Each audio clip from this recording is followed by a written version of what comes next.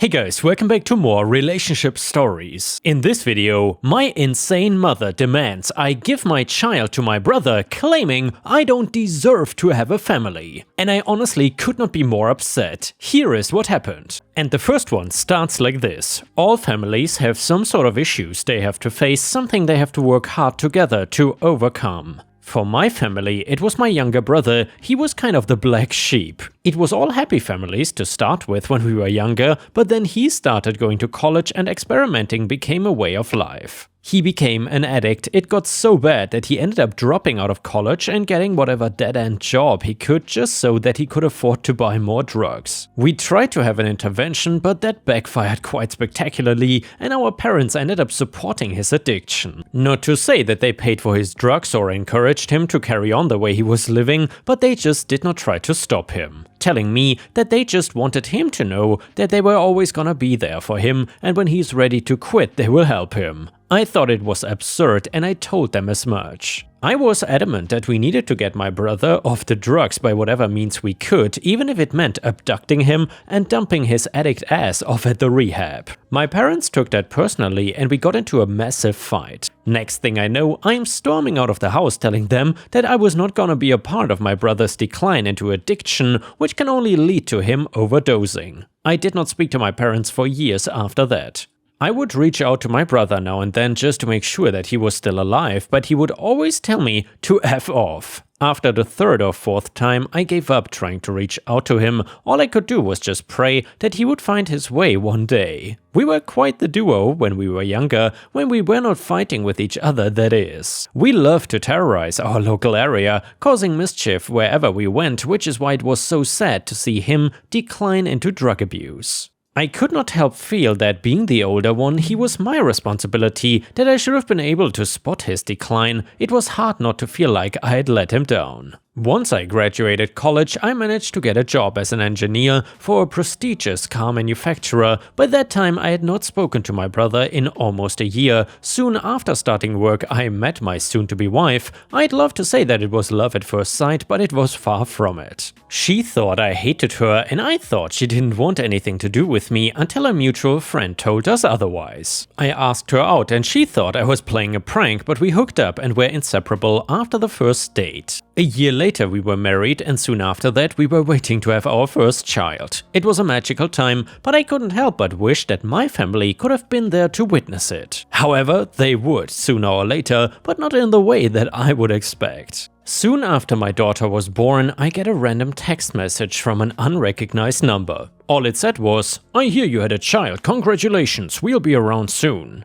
I had no idea who it was and I racked my brain trying to figure it out. Whenever I tried to phone the number, it would just go to voicemail. The next day there's a knock at the door and wouldn't you know it, it was my mom and my brother. I didn't recognize him at first because he looked clean and healthy. There was color to his skin and his face did not look like someone assaulted a wet piece of paper of a metal frame. He had all his teeth, some were definitely false, and he was missing more than a couple last time I saw him, and his clothes actually looked clean, hole-free and everything. At first I thought they were there to tell me that he had gotten clean. I was elated, ushering them inside, sitting them down on the couch, making them coffee, and asking how they had been. I congratulated my brother on getting clean. He told me he had been sober for over 6 months, and I was surprised that he had not come to me any sooner, but he said that he was scared after he told me to go away in quite a rude fashion. It would have been quite the emotional reunion if it wasn't for our mother. She cut through our reunion with a very pragmatic statement. "Your brother is infertile because of his years of drug abuse, so he would like your baby." I was so shocked that I swore I did not hear her properly. She goes on about how amazing my brother had done through his rehabilitation and going to therapy and group and everything, that he deserves to be happy just like anyone else. All through this rambling, I felt sure I had misheard. "Besides, he deserves to have a happy family more than you. In fact, you don't deserve to have a family at all, since you're a good-for-nothing idiot." My eyes went wide as the reality hit home and I had no idea what I was supposed to do here. In the end, I sharply said no and asked her to get out of my house. It was a struggle, but she eventually left, dragging my brother with her before I had a chance to speak to him about this bizarre turn of events.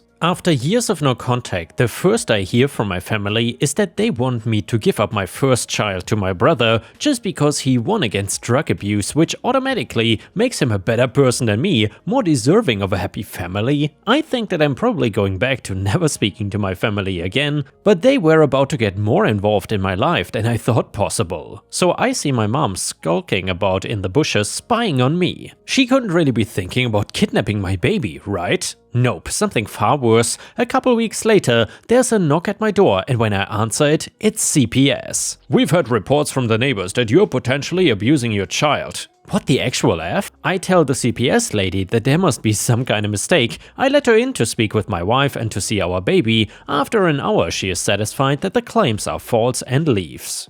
I'm scratching my noodle trying to work out why anyone would make such a wild allegation, and then it hits me, my mother. I catch her hanging about the front of my house a couple days later, and I storm out there to confront her. I tell her that if she does not leave us alone, then I will have no choice but to get the authorities involved. To make sure that nothing was going to go wrong, I set up cameras about the house inside and out to catch everything. I didn't have to wait long before I caught her on just about every camera, sneaking about my property, poking her nose into windows and making phone calls. Again, about a week or so later, CPS shows up, but this time with the cops in tow. They tell me that they've been getting messages and phone calls warning of a child in danger. They had no choice but to take their child into protection while everything was being cleared up. That's what they told me. I was devastated, but I was prepared. I told the cops about my mother and her attempts to get my child taken away so that my brother could have her. I then tell them that I have cameras up in every room in the house because I knew my mom was gonna play that card, so I give the cops a data stick with many hours worth of footage that could practically watch our day-to-day lives for the last 2 weeks. As well as all the times my mom had been snooping about my house. A few days later, with my wife in hysterics and me pacing about so much, there's now a permanent dent in the living room carpet. CPS and the cops return, thankfully with my baby in tow. The police take me through some things, but ultimately ask me if I want to press charges against my mother and brother. I said yes, of course, though I felt my brother was just as much of a victim of our mom as I was. In the end, after ages of legal battle, my mother got sent to jail for 6 months for filing false reports,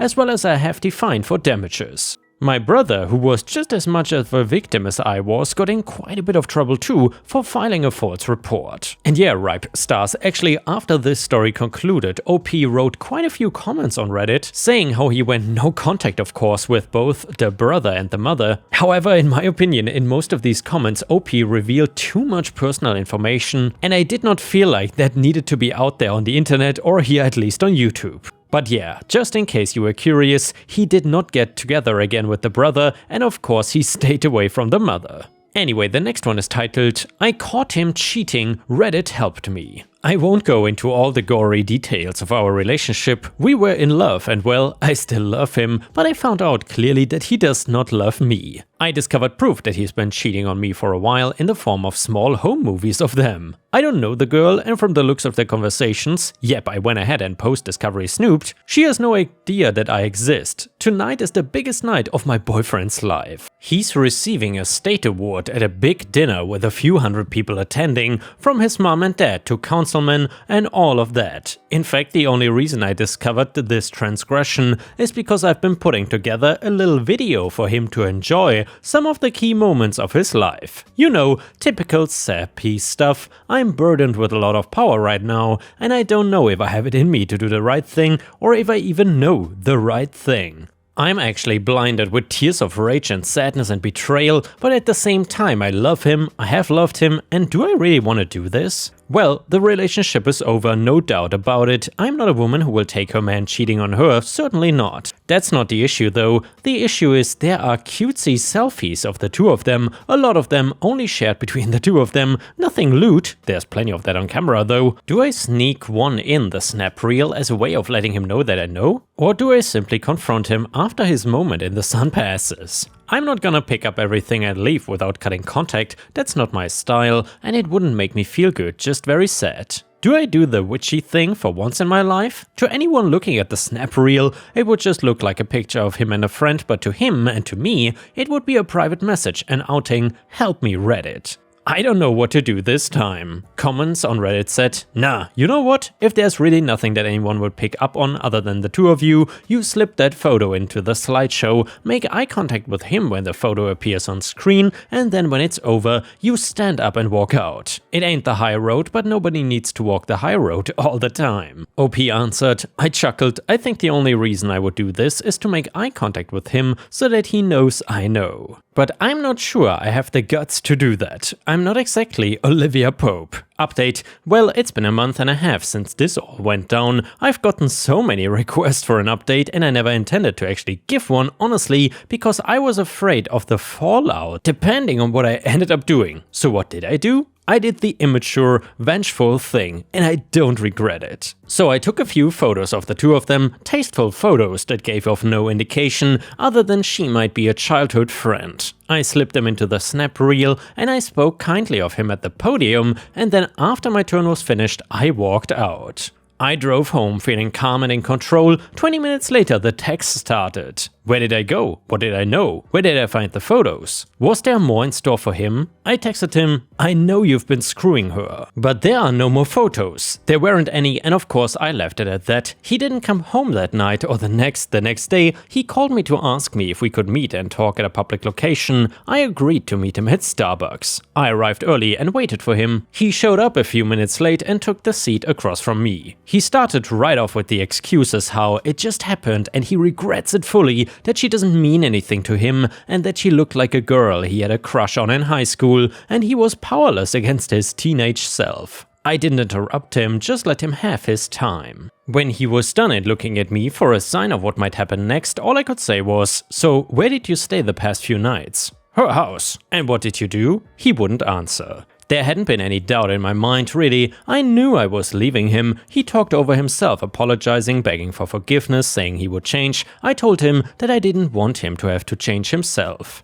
That if who he was naturally was someone who cheated on his girlfriend, then that's not someone I wanted to be with. He said that he was thinking of proposing to me, and all I could say after that was, good thing I found out before. Fast forward to a few weeks later, he has moved out and I'm doing well. We have cut off contact. People ask me about him all the time and I just let them know. He left me for a girl who looked like his high school crush. So that's the end. We are broken up. We are never ever getting back together, and that's a nice song by the way. I don't feel any regret for how I handled it. Like one commenter said, there's no need to take the high road all the time. And the next one is a revenge story. So there's a new house construction on the lot next to mine. Moving in a new development 2 years ago, I knew I would have construction around me sooner than later. As expected, there's a new house getting built on the lot next to mine. Bit of a bummer for me seeing construction started on my first day of vacation, but what can you do? Noise hours in my town are from 7 AM to 7 PM during weekdays, 9 AM to 5 PM on Saturday, and no construction and/or industrial noises on Sunday. Despite this though, they work 5 AM to 10 PM 7 days a week.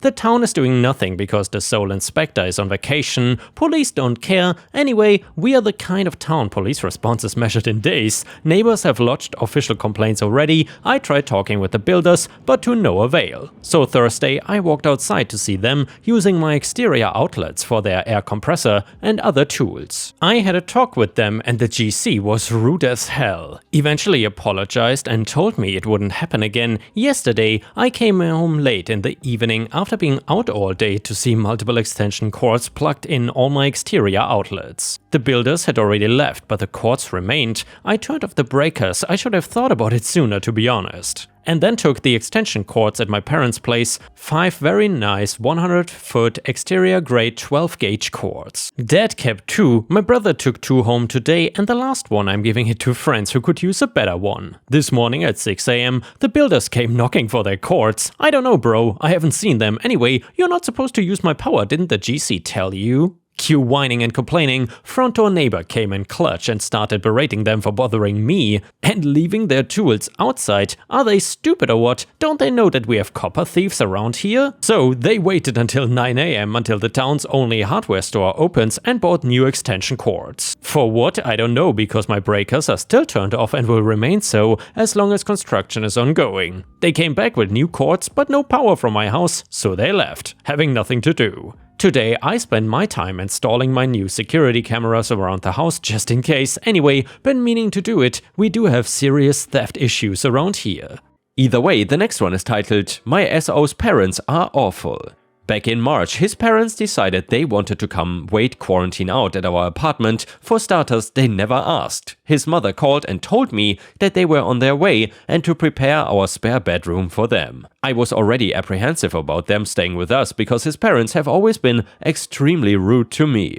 They are overly critical of everything I say and do. They are massive control freaks who feel entitled to always be in charge. So then, right off the bat, things are miserable. They verbally abuse me daily, tell me what I can and cannot do in my own apartment, and are overall just the worst. Out of everything, the air conditioning caused the biggest debacle. Where I live, it has been 85 to 90 degrees almost every day. Fahrenheit, I guess. I normally keep my air on 70, but when they started complaining, I turned the air up to 75. That's already a little toasty for me, but I was willing to be a little hot to try to keep the peace. This was not good enough for them. They don't want the air on, period. They want the heat on. And they turn it on every single opportunity they get. I wake up in the middle of the night covered in sweat. I've told them to stop countless times, and yesterday I finally cracked. I put about 10 pieces of duct tape over the thermostat with a note attached that said, "Don't touch the thermostat while I'm at work." So then at 6 PM I walk into my apartment and I'm automatically hit by a hotter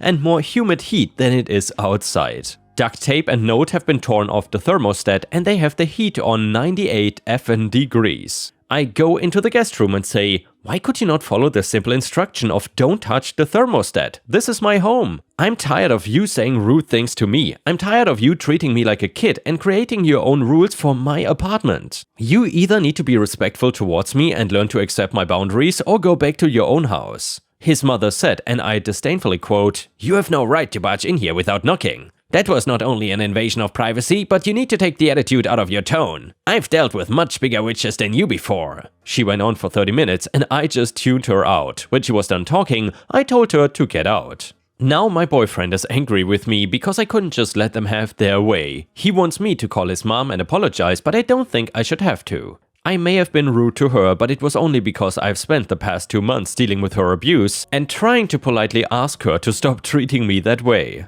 I got tired of politely asking someone to stop treating me like crap in my own home, in which I was letting them live in for free. I also got tired of my boyfriend refusing to defend me and allowing her to say and do whatever she wanted. I'm trying to understand their perspective, although it just does not seem reasonable to me. If Reddit determines that I'm the jerk here, I will call and apologize. And yeah, Ripe Stars, let us know in the comments what you think about this. Do you think that OP is the a-hole for wanting to throw out these entitled parents or not? I'm very curious about what you have to say. And a person on Reddit said, "Not the a-hole, and I would seriously reconsider a future with him if he's not willing to support you now. It would only be worse in the future when it comes to his parents." Comment 2, not the a-hole, why do you even stay with your boyfriend? He's clearly choosing his mother over you every single time. You should be kicking all 3 of them out. And now, guys, we have an update to the story in which OP says, "Alright guys, so my boyfriend and I just had a very long conversation. I admitted to him that I vented on Reddit and I screenshotted a bunch of comments for him to read. He was mostly silent for a while and got a little emotional. Eventually, he asked me if I showed him all these comments because I was planning on leaving him. I told him no, I was not gonna just dump him without giving him the chance to work through our issues if he was willing to. I explained to him that I understand his past trauma with his mother, but it doesn't make it okay for him to enable her to be abusive towards me. He agreed that he was in the wrong and he should have made a bigger effort to step in and defend me. He also apologized for asking me to call his mother and apologize. I told him that I was not gonna make him choose between me and his mother, but if we were gonna have a healthy relationship, he would have to start going to therapy and he would have to confront his mom about her behavior. I told him I would stand by him and support him as he did it, but it was something he would have to do on his own. I told him that we were setting some hard boundaries and one of those boundaries would be that his parents are no longer allowed to stay with us ever. He agreed that was for the best and admitted he has been miserable these past 2 months too. He mentioned that cutting off his family might be what is the healthiest for his mental health and how that is something he would discuss with the psychiatrist when he goes. I told him that I was extremely hurt that not only was he willing to prioritize his mother over me, but he was willing to cause me pain to satiate her need for control.